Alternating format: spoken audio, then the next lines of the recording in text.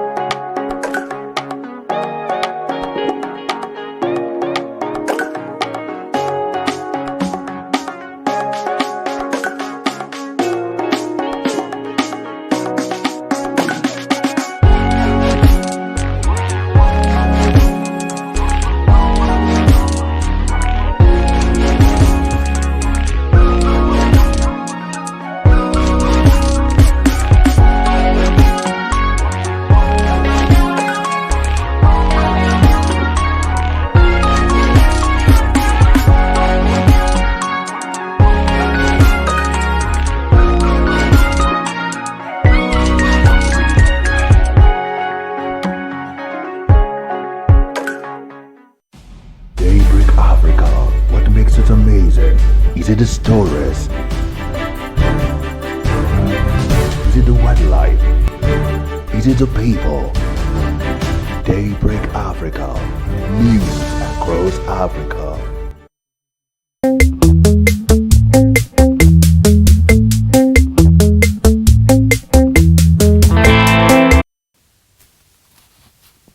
Welcome back. This is still Press Talk on Television Nigerian.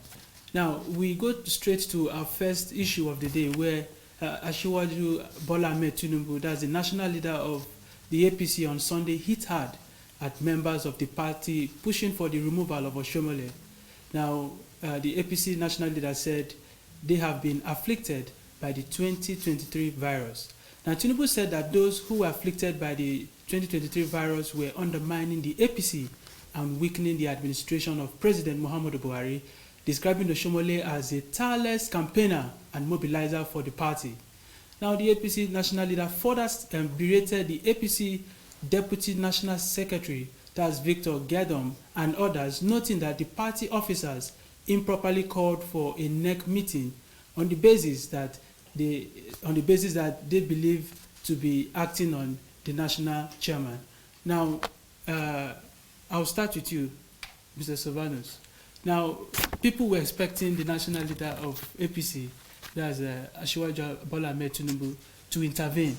But now he has now intervened, but the intervention seems to be a problem because so many people have disagreed with him with the statement he made over the weekend. Well, he just confirmed the speculation of many Nigerians that the crisis bedeviling the ruling party is associated with who flies the ticket of the party in 2023. And with this reaction, which is one-sided, his reaction mainly supported Oshiomhole, pushed against his removal, and berated members who are part of the team pushing for sanity in the party, that is pushing for Oshiomhole's removal. Tinubu has confirmed the fears of these entrenched interests, these persons vying to fly the ticket of the party in 2023, that Oshiomhole is out to do his biddings. By this call, he also faulted the call for a national executive council meeting of the party by the acting national secretary, Victor Gedum, without explaining to Nigerians the import of the court judgment which restrained Oshiomhole from parading himself as the national chairman of the party. And if there is such a judgment, who takes over the leadership of the APC?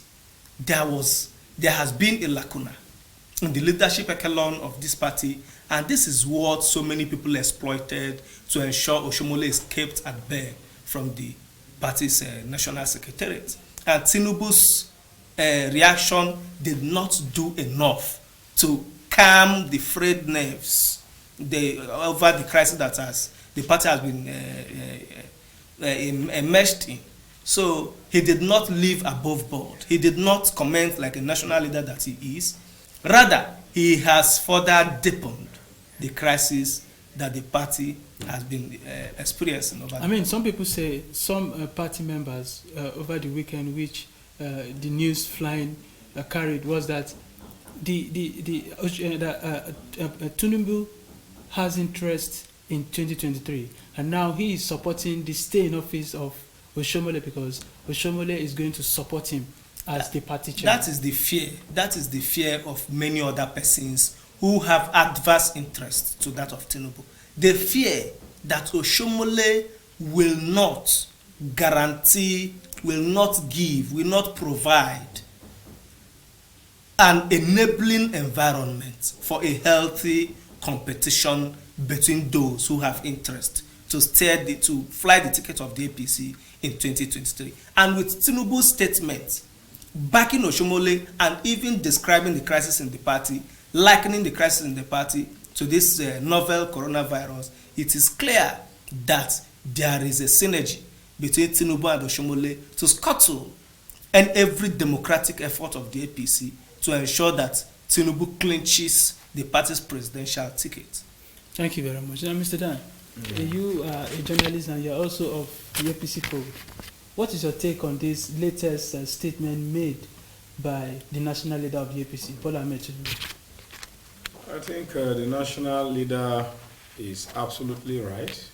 If he has referred to Oshiomhole as a bulldozer, a great mobilizer, and an integrator, a campaigner as well, I think Oshiomhole has all those qualities. Politics of calumny will always have its way. I have never seen any government that refuses continuity and has actually governed well. There must be tenacity in the party and continuity in leadership so that we can sustain the vision of living above 2023 after President Muhammadu Buhari. Of course, you should know that everything that is happening in the APC in Edo State, precisely the state of the national chairman, and where him and his godson, Governor Basike, are having loggerheads and rifts of power tussles. I call it rifts of power tussles between a son and a father, and egocentrism that has characterized the party's downfall there. It happens in most states. It happens of recent in Bayelsa, even among the PDP, between, of course, you know, the former president and his own godson, Sarieke Dixon. It happens everywhere, even in Zamfara. That is not to say that the sagacity of Oshiomhole should be undermined as a national party leader. To be frank with you, the court, yes, have given an injunction that he be suspended, but it is not still far away from political witch hunt. And it is something that the party at the neck level will settle amicably. But there is out of court settlement too. The statement by Tinubu has not made any recourse to the court injunction. Like what he said that the 2023 ambition from some quarters calling names and agitating for 2023 while we are still in 2020, a goal of 3 years ahead where governance have to still take place between this 2020 down to 2023 is uncalled for. Referring it as a coronavirus, virus of people, political gladiators who don't actually mean well for the party and for the country, is a welcome development. There is no country where you just take power after your first term, you use your first term to prepare for second tenure. It's wrong. Your first term should always justify whether you can still go. The party manifestos and blueprint is what we should be talking about. party manifestos. And to the best of my knowledge, the administration of President Muhammad Buhari is still discharging, that governance, that manifesto. So let it continue. Let's forget about 2023, whether Tinubu is coming or Tinubu is not somebody who is actually quest for a personal gluttony to lead. He's a producer. He produces leaders.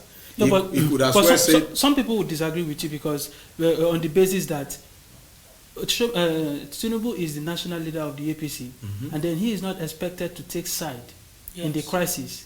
He was supposed to come in and see how to reconcile the different warring parties, but now he is taking side, showing that he has a vested and strong interest in 2022 in politics, every time a politician thinks there must be vested interest.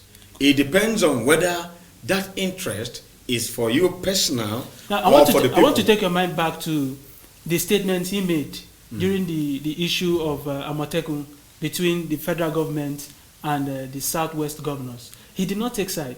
He was trying to tell the federal government and the Southwest governor to see how they reconcile and make a legislation that will aid the existence of Amotekun. But he has not done the same thing in the APC crisis. Amotekun is a security issue, is a national security issue.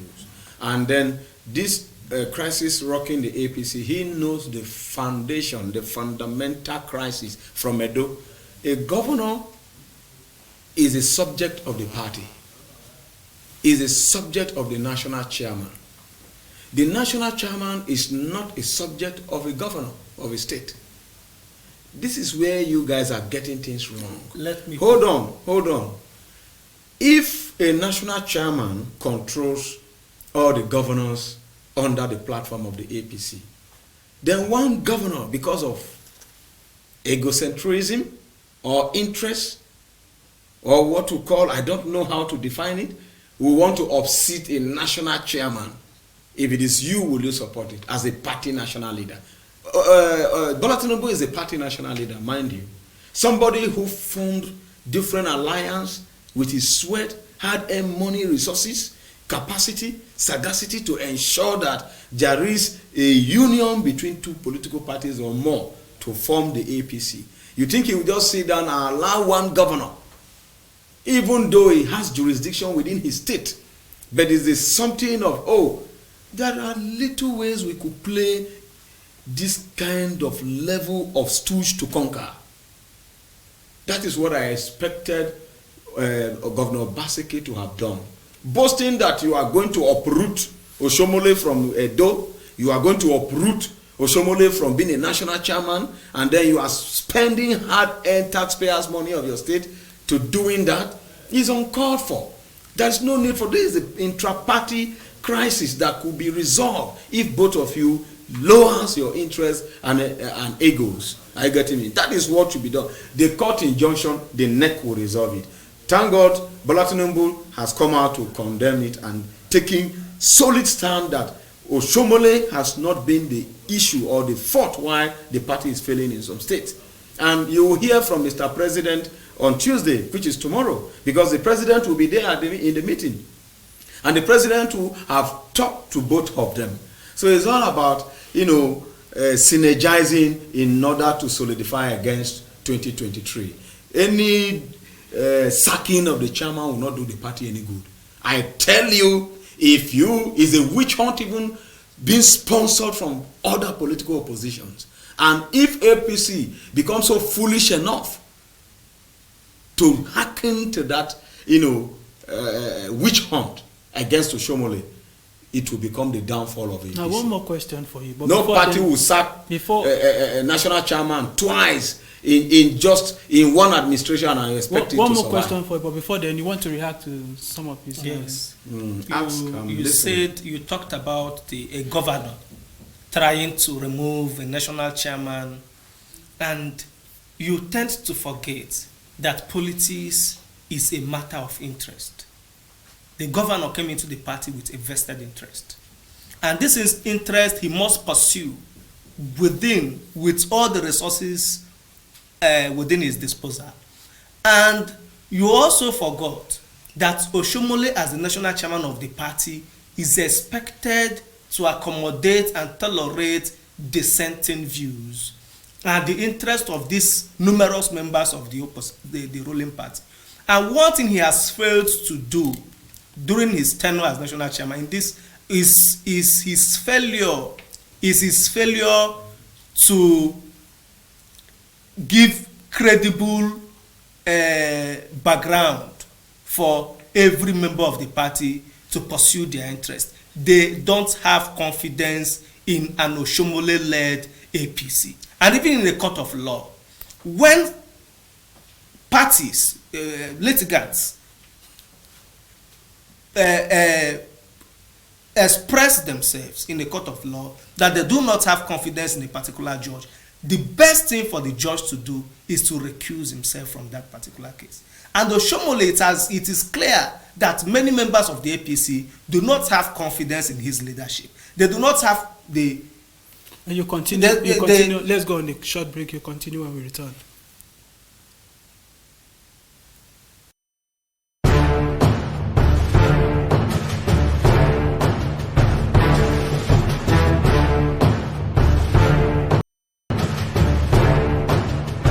Nigeria, largest oil producer in Africa and sixth largest in the world, is rich in natural resources like natural gas, tin, iron ore, coal, limestone, niobium, lead, zinc, and arable land. But despite this endowment, the country's growing population, while it's in poverty, while its misfortune is blamed on corruption. When President Muhammadu Buhari took over the mantle of leadership on May 29, 2015, he vowed to combat corruption in Nigeria, no matter whose org seeks gold. Corruption is a hydra-headed monster and a cankerworm that undermines the fabric of all societies. This was clearly indicated in the arrest of Colonel Dasuki, retired, the then National Security Advisor of President Jonathan, who was charged to court by the Economic and Financial Crimes Commission over the massive scam in weapons and defense procurement that led to the misuse of 3 trillion naira defense budgets since 2011 under the guise of fighting the notorious Boko Haram menace. 5 years later, the president's anti-corruption drive is yielding laudable results, redeeming the country's dented image in the eyes of international communities. Corruption is the greatest obstacle preventing Nigeria from achieving its enormous potential. It drains billions of dollars each year from the country's economy, stifles development, and weakens the social contract between the government and its people. President Muhammadu Buhari as a person has begun a fight. At least if you are going to a journey, you need to start. At least the man has taken a giant step. In fact, in the history of Nigeria, there is no any president that has fought this way. In 2012, Nigeria was estimated to have lost over $400 billion to corruption since independence in 1960, indicating that both past military regimes and civil administrations are culprits of corruption. On assumption of power, President Muhammadu Buhari declared anti-graft war against all forms of corruption in Nigeria, which has remained top priority for his government. Our frontline anti-corruption agencies, namely the Economic and Financial Crimes Commission (EFCC), the Independent Corrupt Practices and Other Related Offences Commission (ICPC), the Code of Conduct Bureau (CCB), and the Code of Conduct Tribunal (CCT), have become revitalized and more proactive in the pursuit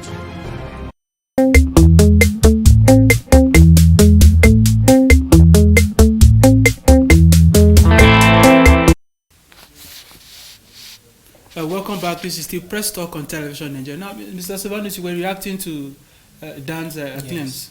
I was saying that the best thing for the APC to do now is to bring a credible leadership that will command the support of all parties, that will entrench confidence in the members, the rank of the members of the APC, to ensure that this crisis is dealt with. The national leader of the APC's statement does not do any good to this crisis bedeviling the party, because he has chosen sides instead of discussing the nucleus of this problem and seeing how to get it resolved. He is supporting Oshiomhole without taking cognizance of these parties who have lost confidence in the national leadership of the APC. I think their own interests should be accommodated. The party is not for Bola Tinubu alone. It's not for the APC the suspended national chairman's interest alone, and it's not for the interest of those calling for his sack. But we want a leadership that will be able to legislate, to pilot the affairs of the APC in the interest of the party, and not a chairman that is autocratic, that will bend towards the interest of an influential member. When people have no confidence, lose confidence in any leadership, whether the leadership of a country, a political party, a state, you see crisis, anarchy, and chaos. And that is what is happening in the APC today. There is no confidence in Oshiomhole that he will be able to carry along all the interests of party members, and it is not good. This governor he was talking about, governor wanted to remove Oshiomhole, he has his own interest, but Oshiomhole has made it clear through an autocratic means that he will not get a ticket for second term. So it's a political squabble. He has to fight his way out. That is interest. And what Tinubu should have done was to say, no, let there be a free and fair primaries. If Governor Obaseki emerges, good.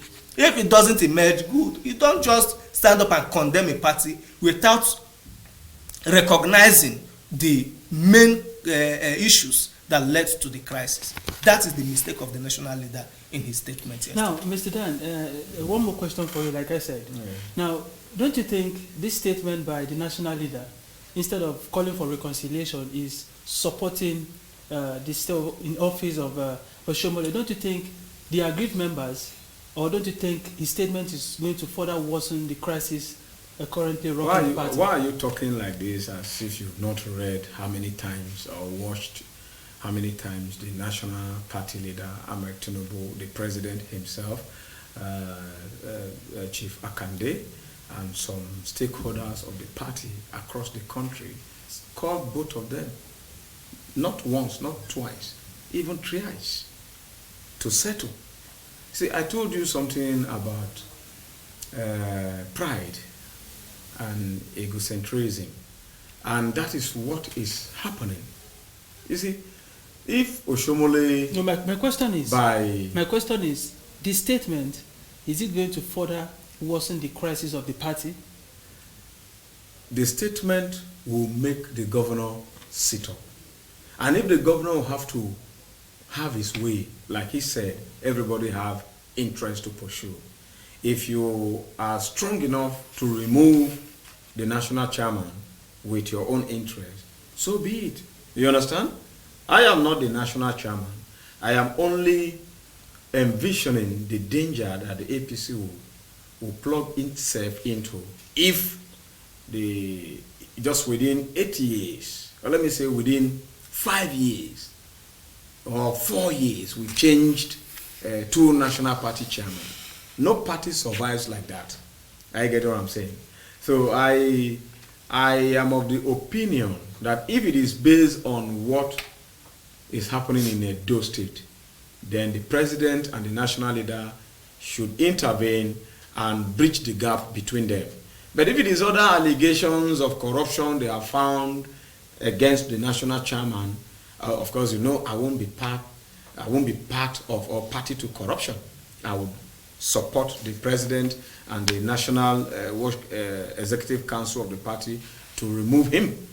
But if it is solely on the ground of what is happening in Edo, I want them to settle out of court and substantiate his continuity as the national chairman of the party. Otherwise, the consequence will be high on the APC. Okay, now we move to our next issue of the day. Now, over the weekend, no fewer than 17 persons have been confirmed dead and 25 others injured after a gas explosion rocked the Aboledo area near the International Trade Fair Complex, Amuwadofin, local government area of Lagos State on Sunday. Now, more than 50 buildings in the area were impacted by the explosion, as hundreds of residents were rendered homeless. Now, the Nigerian National Petroleum Corporation says the explosion was caused by a truck after it hit a cylinder stacked in gas processing plant located near the NNPC's 2B pipeline right way. Sylvanus, let me start with you. This issue of gas explosion, truck hitting pipelines and the rest of the thing, it's been a recurring decimal in especially Lagos State. What is the major problem of this explosion we have over and over again in the commercial city of Lagos? I think the government of Lagos State and the federal government they have failed in providing an enabling environment to stop the reoccurrence of this. If you are in the news, this has become a recurrent issue in our polity. It happened in Onitsha a few days ago, and it has been happening across Nigeria. What measures are put in place to safeguard the residents and to ensure that this does not repeat itself again? You know, we live in a country where everything goes. Anything you do is permitted. We are not regulated. The laws are made, but they are not being followed. If proper apparatchik, proper tools are put in place for this thing to be curtailed after the first occurrence, I think we would have had some positive development from that, but it didn't happen. This has affected over 50 buildings. Hundreds of Nigerians are homeless, rendered homeless, and many persons have died. This is a national tragedy. But remember that the primary purpose of any government is security of lives and properties of its citizens. But we live in a country where death has been normalized. When people die, when we hear about deaths, the numbers is as if they are chickens. And don't forget that if government tell you that 17 people have died out of this thing, know that the death rate is about 50 or 100. So we don't have a government that is responsive. Apart from this incident that just happened, maybe in a few weeks' time, will we have another incident? No, there was fire outbreak in Otukpo, the popular Otukpo market in Benue State today. Across the country, there is fire, there is insecurity, there is this, and we don't have a government that is responsive. If you look at this, if you critically analyze it and get the opinion of those eyewitnesses at the scene, you will get to know that there was no fire services in sight to ensure that the damages did not extend. You understand? This is the situation of Nigerians. Even when things are happening, we don't have corrective measures. We are only reactionary. We are not proactive. That is our government. And then a statement from the president, from the governor, will be to condemn. To console with them and bring money. I heard the Lagos State government gave 2 billion naira. Can 2 billion naira bring back 17 deaths? Those that died, 17 of them. Can 2 billion naira get those people homes? The 50 buildings that we are destroyed? This is the kind of government we have. World over, there are issues, unforeseen occurrences such as this. But there is prompt response to national tragedies like this. Not when things are happening, it takes 2 hours for fire trucks to come. Because those people using these fire trucks have even localized it. They use it to carry water and supply water to homes and get money. This is the condition of this country. And it is time we started making sure that the system works for the benefit of Nigerians. Now, Mr. Dan, the money donated by the Lagos State government, if the government is being proactive, don't you think this money should be used to make sure to put things in place that incident like this does not occur, instead of them to wait or taking a fire brigade approach? Yeah, well, I first of all will condole with the families of those who lost their loved ones, and with the Lagos State government, of course, because of this unforeseen tragedy that has happened there. Is pathetic to say the less, and is also worrisome. But there are angles from which you could see where the history of pipeline vandals and petrol tankers, combusting or blasting out like this in Lagos. Even fire outbreak in market. Fire outbreaks in market. Let me even be particular about this pipeline and petrol tankers bursting into flames in Lagos all the time. I think the security operatives will need to dig more. It's not enough by the National Emergency Management Agency, NEMA, to come out and say the truck hit a cylinder by the roadside or a cylinder close to the road or whatever. I don't get it. It could be an act of sabotage. It could be an act of theft. It could be an act of what do you call it? These people that steal or vandals, Okay. and black market bunkers. You understand? It could be an act. So to just give it a myopic terms of the event that has consumed 17 lives without investigating details, because this is the first statement from NEMA yet that we heard. So I would advise the security operatives, especially the pipeline guards and the Tanker Association, to investigate into this very well, because some people could just steal and then cause vandalism with small amount of PMS, and then you may think that everything has gone up in flame, not minding the cost of lives. And the government could as well come all the time and say take 2 billion and to commiserate with the lost ones. Proactiveness is one of the majors in criminology. It's one of the majors to prevent crimes. If we are proactive in protection, in defending, and making sure that disasters like this don't happen, I don't think we'll be wasting all this huge amount of money that is already gone, even the lives, because the lives are more important than the cash. So proactive measure. Lagos has been in the story of pipeline vandalism, tanker bursting into flame and so on for over time, and it has to stop. I smell the rat there. I smell the rat. I'm serious about this. As a way forward, what do you think the government needs to put in place to curtail these ugly incidences from happening? Well, I will align myself totally with his assertions, the assertions of my co-discussant here. He made a lot of points. As a government, the first thing they should do is to dig deep into this. What are the causes of this? And how can, going forward, how can we ensure it doesn't happen again? This is what we should be hearing by now, that the government is on top of it, making sure that such incidents do not reoccur. Because waiting for it to occur before giving money or showing sympathy does not do anybody any good. At all. Let us investigate what are the causes of this and how can we curb them? How can we curtail it? How can we ensure it does not happen again?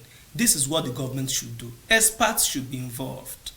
If these are the works of people who are sabotaging the efforts of the government, who wants to make money, oil bunkering, or an act of terrorism, how can they be stopped? I think an investigation should be launched into this. Lagos has since become a flashpoint for this kind of tragedies, and we want them to put an end to it. We want the government to be responsive to its duties. The government is failing Nigerians by the day. Nigerians are dying. They pay tax, they elected this government in a representative democracy for their lives to be protected. But the government has not done enough to protect their lives. And we wish that going forward, government will do a lot to ensure that the lives of Nigerians are valued. They place value on the lives of Nigerians. A life in America, a life of an American means a lot to them. I mean, one case of coronavirus was recorded in California, and then the governor there declared a state of emergency. Even the president every minute is tweeting, this is what we are doing, this is what the steps we are taking, this is our responsibility. But we have you heard from the presidency about coronavirus that about a month ago in Lagos? We don't have a government that is sympathetic to the plights of Nigerians. Just as we are discussing, I'll give you just as we are discussing now, 66. APC is thinking of how to win election in 2023. But you are condemning the national No, leader I'm who coming. said that should not I'm be coming. the topic of I'm coming. discussion now. PDP is scheming. Which zone will they give tickets? But nobody is discussing leadership. Exactly. Nobody is discussing And governance. that is why we have chosen. This is 2020. The government of Buhari, this new government is not even 1 year. It's not 1 year old.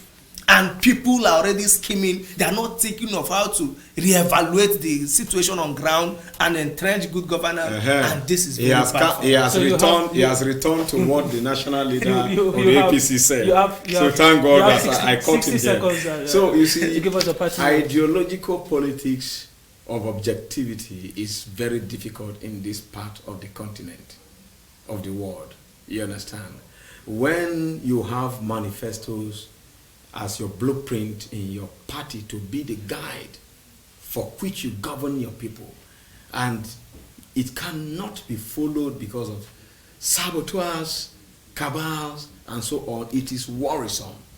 Yesterday I wrote something and I said I am going to stand for ideology, political ideology, across party lines. And some people want to cut my head off that probably my governor has bought me over. But it is nothing. You see, both PDP and APC, we have tried them. As a matter of fact, I will give even 60% to the APC, not because I belong there. I have declared that I will be neutral and go for emancipation of the people and follow political ideology. If we follow manifestos in the parties, it will be easy to govern. Very, very easy. And you could even step on toes and don't care, so long as it is, documented and appended. Thank you very much. That's the much we can take on Press Talk. It has been Sylvanus Okwe and Dan Atai. Thank you. Many thanks for watching. Join us tomorrow for another edition of Press Talk. I am Samuel Akpan. Thanks for watching.